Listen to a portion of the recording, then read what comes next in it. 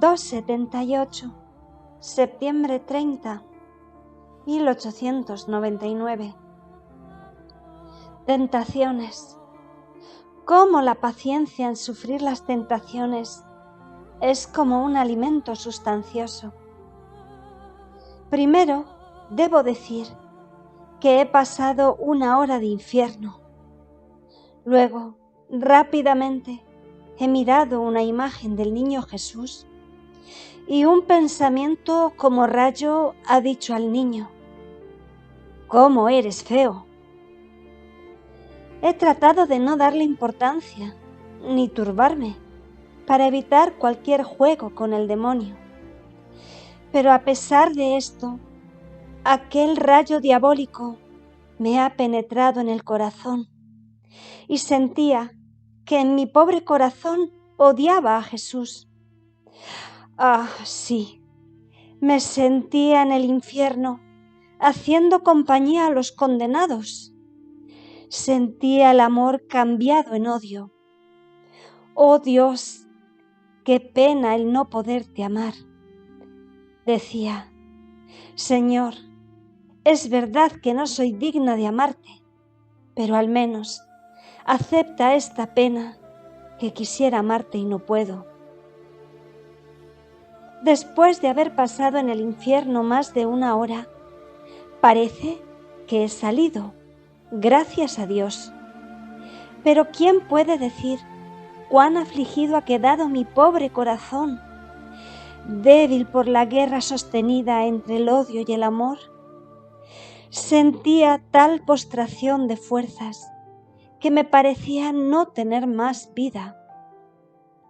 Entonces fui sorprendida por mi habitual estado, pero cómo estaba decaída mi corazón y todas las potencias interiores que con ansia inenarrable desean y van en busca de su sumo y único bien, y solo se detienen cuando lo han encontrado y con sumo contento se lo gozan. Esta vez no se atrevían a moverse. Estaban tan aniquiladas, confundidas y abismadas en su propia nada, que no se hacían sentir. Oh Dios, qué golpe cruel ha tenido que sufrir mi pobre corazón. Con todo esto, mi siempre benigno Jesús ha venido y su vista consoladora me ha hecho olvidar rápidamente el haber estado en el infierno, tanto que ni siquiera he pedido perdón a Jesús. Las potencias interiores, humilladas, cansadas como estaban, parecía que se reposaban en él. Todo era silencio. Por ambas partes no había más que alguna mirada amorosa con la que nos heríamos el corazón uno al otro. Después de haber estado por algún tiempo en este profundo silencio, Jesús me ha dicho: «Hija mía, tengo hambre, dame alguna cosa». Y yo: «No tengo nada que darte». Pero en ese mismo instante he visto un pan y se lo he dado, y parecía que él con todo gusto se lo comía. Ahora, en mi interior iba diciendo: «Hace ya algunos días que no me dice nada». Y Jesús ha respondido a mi pensamiento. A veces, el esposo se complace en tratar con su esposa, confiarle sus más íntimos secretos. Otras veces se deleita con más gusto en descansar y en contemplarse mutuamente su belleza, mientras que el hablar impide el reposarse y el solo pensamiento de lo que se debe decir o de qué cosas se debe tratar, no deja poner atención en ver la belleza del esposo y de la esposa. Pero sin embargo, esto sirve porque después de haberse reposado y comprendido de más su belleza, vienen a amarse más y con mayor fuerza salen para trabajar, tratar y defender sus intereses. Así estoy haciendo contigo. ¿No estás contenta?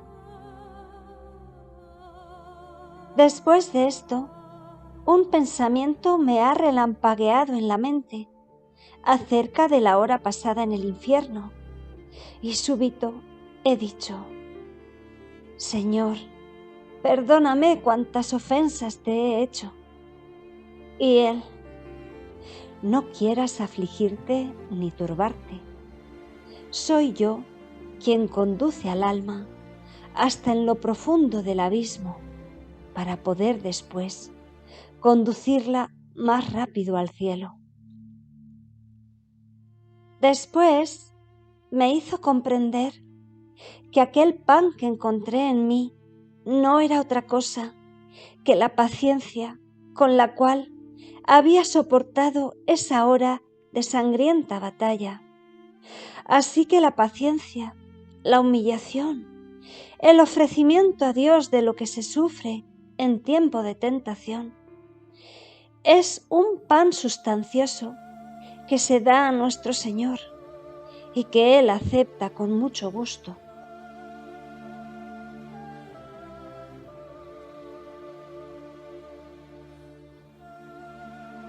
...279... octubre 1, 1899.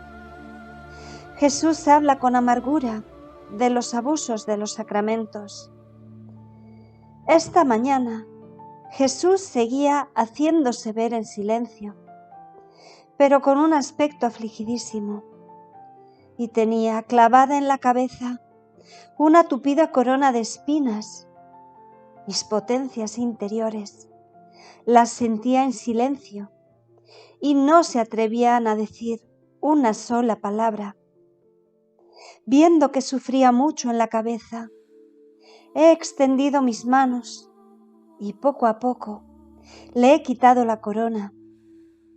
Pero qué acerbo espasmo sufría, cómo se abrían las heridas y la sangre corría a ríos. A decir verdad, era cosa que desgarraba el alma. Después de haberle quitado la corona de espinas, la he puesto sobre mi cabeza, y él mismo ayudaba a que penetrara bien, pero todo era silencio por ambas partes. Pero cuál ha sido mi asombro, porque poco después lo he mirado de nuevo, y le estaban poniendo otra corona de espinas con las ofensas que le hacían. Oh perfidia humana, oh incomparable paciencia de mi Jesús, cuán grande eres. Y Jesús callaba y casi no los veía para no saber quiénes eran sus ofensores. Entonces, de nuevo, se la he quitado, y avivándose todas mis potencias interiores, por una tierna compasión le he dicho: amado bien mío, dulce vida mía, dime, ¿por qué no me dices nada? No ha sido jamás tu costumbre esconderme tus secretos. Ah, hablemos un poco, así desahogaremos un poco el dolor y el amor que nos oprime. Y él: hija mía, tú eres el alivio en mis penas. Sin embargo, debes saber que no te digo nada, porque tú me obligas siempre a no castigar a las gentes. Quieres oponerte a mi justicia, y si no hago como tú quieres, quedas descontenta. Y yo siento una pena de más, o sea, el no tenerte contenta. Así que para evitar disgustos por ambas partes, mejor hago silencio. Y yo, mi buen Jesús, ¿acaso has olvidado cuánto sufres tú mismo después de que has usado la justicia? El verte sufrir en las criaturas es lo que me decide a forzarte para que no castigues a la gente. Y además, ese ver a las mismas criaturas volverse contra ti como tantas víboras venenosas que si estuviera en su poder ya te hubieran quitado la vida, porque se ven bajo tus flagelos y así irritan más tu justicia. No me da valor para decir fiat voluntas tua. Y él, mi justicia, no puede seguir más allá. Me siento herir por todos, por sacerdotes, por devotos, por seglares, especialmente por el abuso de los sacramentos. ¿Quién no les presta ninguna atención, agregando los desprecios? Quienes, frecuentándolos, de ellos hacen una plática de placer. Y quien, no estando satisfecho en sus caprichos, llega por esto a ofenderme. Oh, cómo queda desgarrado mi corazón al ver reducidos los sacramentos como aquellos cuadros pintados o como aquellas estatuas de piedra que de lejos parecen vivas, pero si se acerca uno, se comienza a descubrir el engaño. Y entonces, si se hace por tocarlas, ¿qué cosa se encuentra? Papel, piedra, madera, objetos inanimados, y se queda desengañado del todo. Así son reducidos los sacramentos. Para la mayor parte no hay otra cosa que la sola apariencia y quedan más sucios que limpios. Y además, el espíritu de interés que reina en los religiosos es para llorar. ¿No te parece que son todo ojos ahí donde hay una miserable ganancia, hasta llegar a envilecer su dignidad? Pero donde no está el interés, no tienen manos ni pies para moverse, ni siquiera un poquito. Este espíritu de interés les llena tanto el interior que desborda al exterior, y hasta los mismos seglares sienten la peste y, escandalizados, no tienen fe en sus palabras. Ah, sí, ninguno deja de ofenderme. Hay quien me ofende directamente y quien, pudiendo impedir tanto mal, no se preocupa en hacerlo. Así que no tengo a quién dirigirme, pero yo los castigaré de manera de hacerlos inútiles, y a quien destruiré perfectamente. Llegarán a tanto que quedarán desiertas las iglesias, sin tener quien administre los sacramentos. Interrumpiendo su decir, toda espantada, he dicho: Señor, ¿qué dices? Si hay quienes abusan de los sacramentos, también hay muchas hijas buenas que los reciben con las debidas disposiciones y sufren mucho si no los frecuentan. Y él, demasiado escaso es su número, y además su pena por no poder recibirlos servirá como una reparación a mí y para ser víctimas por aquellos que abusan. ¿Quién puede decir cómo he quedado herida por este hablar de Jesús bendito? Pero espero que quiera aplacarse por su infinita misericordia. 280, octubre 3, 1899. Divergencias con la obediencia, y como esta es Jesús mismo. Esta mañana Jesús continuaba haciéndose ver afligido. Yo no tenía valor de decirle ni una palabra a mi pacientísimo Jesús, por temor de que volviera a lamentarse por el estado religioso. Y esto, porque la obediencia quiere que escriba todo, también lo que respecta a la caridad del prójimo. Y esto es tan penoso para mí, que he debido luchar a brazo partido con la señora obediencia, la que tomó su aspecto de guerrero potentísimo, armado con sus armas, para darme la muerte. En verdad, me he encontrado en tales estrecheces que yo misma no sabía qué hacer. Escribir según la luz con la que Jesús me hacía ver la caridad del prójimo me parecía imposible. Me sentía herir el corazón por 1000 espinas. Me sentía enmudecer la boca y disminuir el ánimo. Y le decía: amada obediencia, tú sabes cuánto te amo y que de buena gana por amor tuyo daría la vida. Pero veo que aquí no puedo, y tú misma ves el desgarro de mi alma. Ah, no te vuelvas enemiga, no seas despiadada conmigo, sé más indulgente con quien tanto te ama.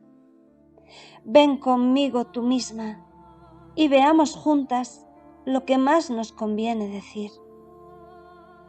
Así parece que ha depuesto su furor, y ella misma dictaba lo que era más necesario, encerrando en pocas palabras todo el sentido de las diferentes cosas respecto a la caridad, aunque a veces quería ser más detallada, y yo le decía: basta, que con un poco de reflexión entienda lo que significa. ¿No es mejor encerrar en una palabra todo el significado que en tantas palabras? A veces cedía a la obediencia, a veces yo, y así parece que hemos estado de acuerdo. Cuánta paciencia se necesita con esta bendita señora obediencia, verdaderamente señora, porque basta que se le dé el derecho de dominar y cambia su aspecto por el de un mansísimo cordero. Ella misma hace el sacrificio del trabajo y hace reposar al alma con su Señor, poniéndose ella alrededor con ojo vigilante para hacer que nadie ose molestarla ni interrumpir su sueño.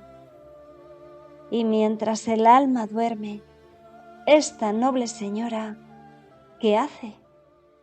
Ella está sudando de su frente, apurándose en el trabajo que le toca al alma, cosa que verdaderamente hace asombrar a cualquier mente humana inteligente y mueve a los corazones a amarla.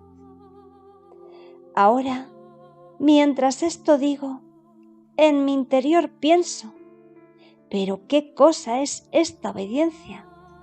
¿De qué está formada? ¿Cuál es el alimento que la sostiene?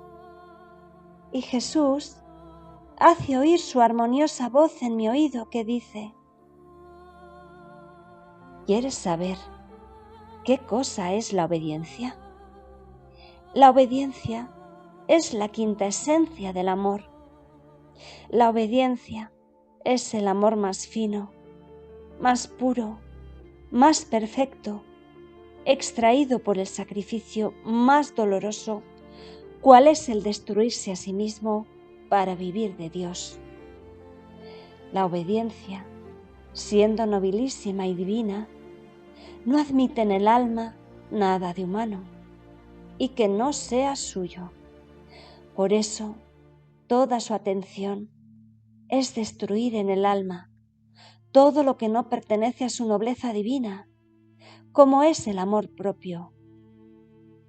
Y hecho esto, poco le interesa que sea ella sola la que se esfuerce y se fatigue por lo que debería hacer el alma, y a ésta la hace reposar tranquilamente. Finalmente, la obediencia soy yo mismo. ¿Quién puede decir cómo he quedado maravillada y estática al oír este hablar de Jesús bendito? Oh santa obediencia, cómo eres incomprensible. Yo me postro a tus pies y te adoro. Te pido que seas mi guía, maestra, luz en el desastroso camino de la vida, para que guiada, enseñada, escoltada por tu luz purísima, pueda con seguridad tomar posesión del puerto eterno.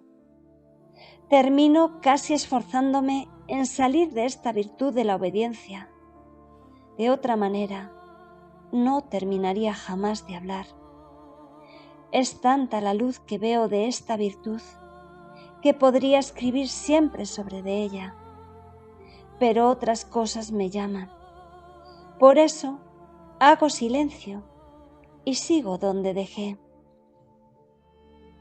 Entonces veía a mi dulce Jesús afligido y recordando que la obediencia me había dicho que rezara por una persona con todo el corazón, la he encomendado y Jesús me ha dicho: hija mía, que haga de manera que todas sus obras resplandezcan solo de virtud, pero especialmente le recomiendo que no se inmiscuya en las cosas de familia. Si tiene alguna cosa, que se deshaga de ella. Si no tiene, no quiero que él se entrometa, que deje que las cosas las haga quien debe, y él permanezca libre, sin enfangarse en las cosas terrenas. De otra manera, vendría a incurrir en la desventura de los demás, que al principio, habiendo querido inmiscuirse en alguna cosa de familia, después todo el peso ha quedado en sus hombros, y yo, solo por mi misericordia, he debido permitir que no prosperaran, sino más bien que empobrecieran, y así hacerles tocar con la mano cuán inconveniente es a un ministro mío enfangarse en las cosas terrenas, mientras, palabra salida de mi boca, que a los ministros de mi santuario, siempre y cuando no toquen las cosas terrenas, jamás les habría faltado el alimento cotidiano. Ahora, si a estos yo los hubiera hecho prosperar, habrían enfangado su corazón y no habrían puesto atención ni a Dios ni a las cosas pertenecientes a su ministerio. Ahora, aburridos, cansados de su estado, quisieran liberarse, pero no pueden. Y esto es en castigo por lo que no deberían hacer. Después le encomendé a un enfermo, y Jesús me mostraba sus llagas que le había hecho aquel enfermo. Yo he tratado de rogarle, aplacarlo y repararlo, y parecía que aquellas llagas se cerraban. Y Jesús, todo bondad, me ha dicho: hija mía, hoy tú has hecho el oficio de un médico expertísimo, que no solo ha tratado de aliviar, de vendar, sino también de curar las llagas que me hizo ese enfermo. Por eso me siento muy aliviado y aplacado.